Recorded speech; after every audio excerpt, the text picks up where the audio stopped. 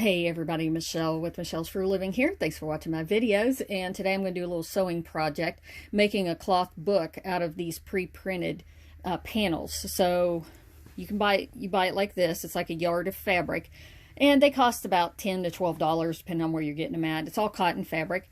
So you get that panel, and you also need some batting, and I just have a scrap piece here, but you can buy this at the store as well. This is probably a 1/4 inch. It's like the lowest loft batting they have. And they have thicker batting, of course. So the thicker it is, the thicker your book's going to be. All right, so that's what I'm going to use today. And you need some scissors. And you could sew this together by hand if you really wanted to. But if you have a sewing machine, obviously it'll be faster. And they have instructions down here at the bottom. So you could, to put it together right. All right. I'm mostly going to follow these instructions, but I like to do something a little bit different at the end. So I'll show you that. So basically, the first instruction, you've got to cut out all of these panels. So you don't want to cut between the pages. You got to cut. They've got this black line. It says cut on the outermost line. So that's where I want to cut. And this black line is like the seam allowance, so the 1/4 inch seam allowance.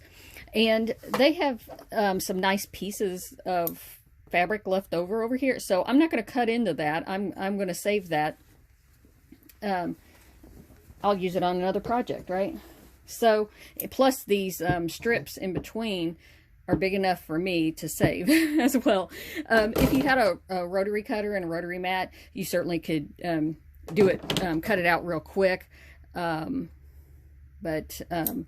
Yeah, basically this is what I'm going to do. And then, because there's going to be 3 sections that you sew together, you need the batting to match the size of two pieces this size, and the cover's a little bit bigger on this one.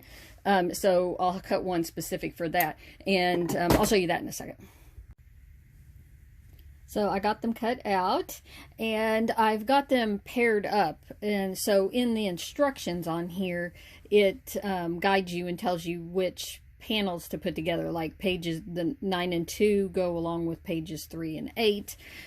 So I've got those 2 grouped together, these and the cover and the inside pages. So you want to follow those instructions. And then so the next thing, you need to cut the batting. So basically, I'll move this stuff out of my way when I cut this. But what I'm going to do, just take the panel and lay it on there, and then trim around it. All right, so I've got the layers put together. So the batting's on the bottom, and then one of the panels right side facing up, and then the right side of the other panel laying on top of it. And then I pinned them so that it'll keep them lined up straight. So I did my best to line them up. And the instructions call for a 1/4 inch seam allowance. So I'm going to sew right on the to the inside of the black line, because really you shouldn't have the black line show, right? And so I'll go around. Now you have to leave an opening, and I'll do that down here at the bottom of each one of these, so that you can turn it around once you get it sewed. And then you'll just turn it in that. I'll show that, and then we'll clip the corners off. Okay, so I'm just going to make the opening right here, and you don't want the opening to be too small, but you don't need it to be, gigantic. All right, so I'm just going to start sewing with a straight stitch, just the regular stitch that my sewing machine sets to when I turn it on. And then I'm just going to back up a little bit, just a couple of stitches. That it helps stabilize it when you're turning the piece, right side out, your opening, so all your stitches don't pull out. And yeah, so we'll just go down to the corner. And when I get down to the corner, I want my needle to land down. So then I can just turn it 90 degrees and keep going.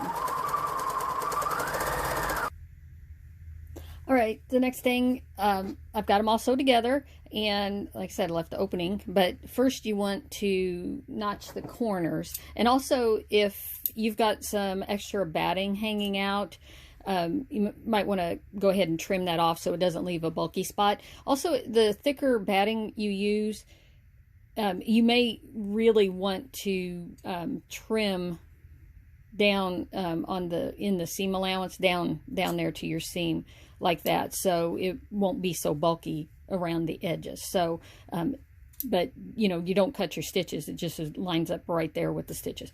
I've got like I said, this 1/4 inch loft batting, so I'm not concerned about how thick it is. So basically, you don't want to cut your corner out. You just need to cut a little bit off of the end right there so that it's not so bulky in the corner and you get a crisper corner. Okay, so I do that. And then we'll turn it. This one needs a little trim down.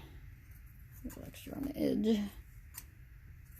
And it's okay to leave it a little bit bigger if you feel like you need to while you're sewing it, and then just trim it off at the end. Okay, so I got all 4 corners trimmed, and now what I want to do to turn it, I find my opening, and I like to go ahead and go to the opposite corner, and I'm just pushing my thumb all the way down, and I've just bunched it all up on my thumb, and I find that opposite corner, and I do this for anything that I'm turning like this. That way I grab that, and it just makes it so much easier to just pull it all the way through and get it turned.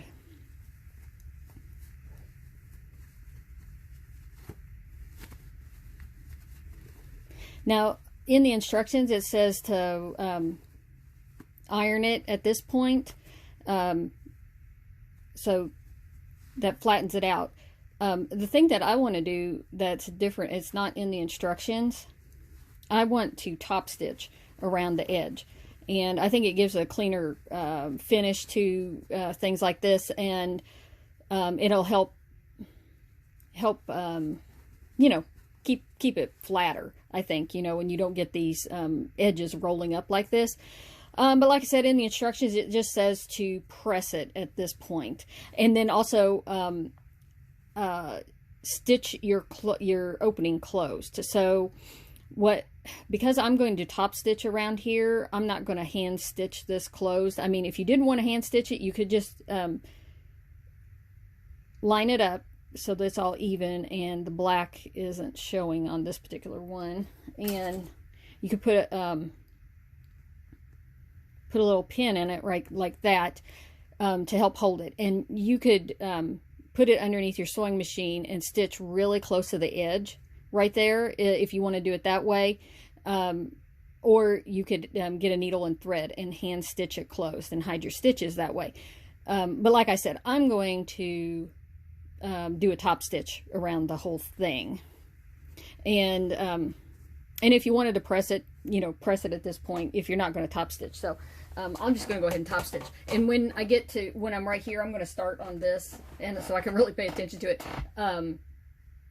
That you catch all of your layers when you're sewing through that. And I'm just going to keep the top stitching less than a 1/4 inch from the edge.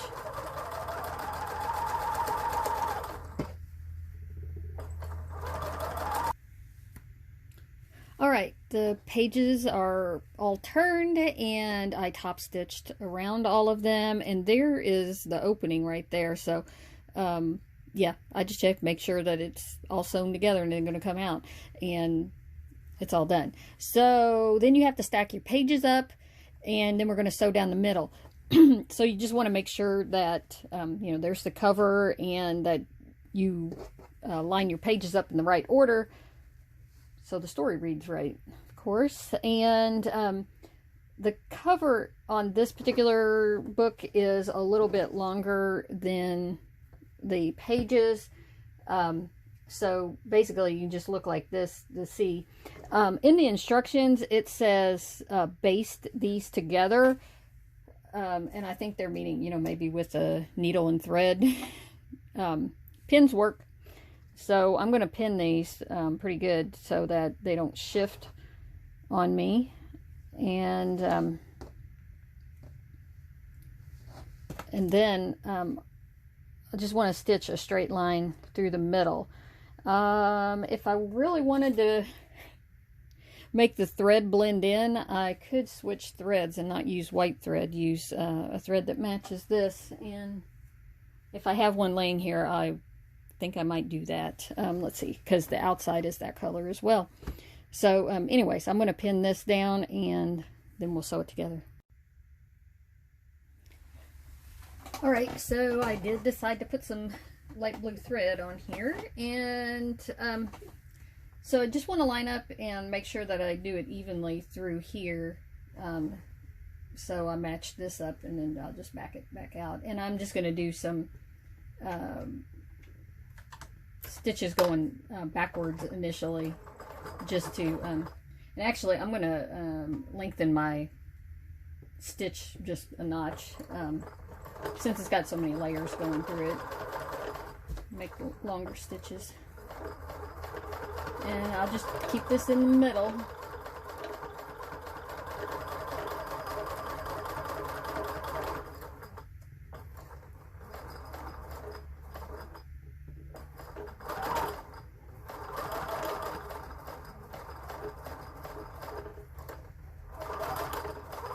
And down to bottom, I'll just back stitch into it again, so it gives some extra reinforcement.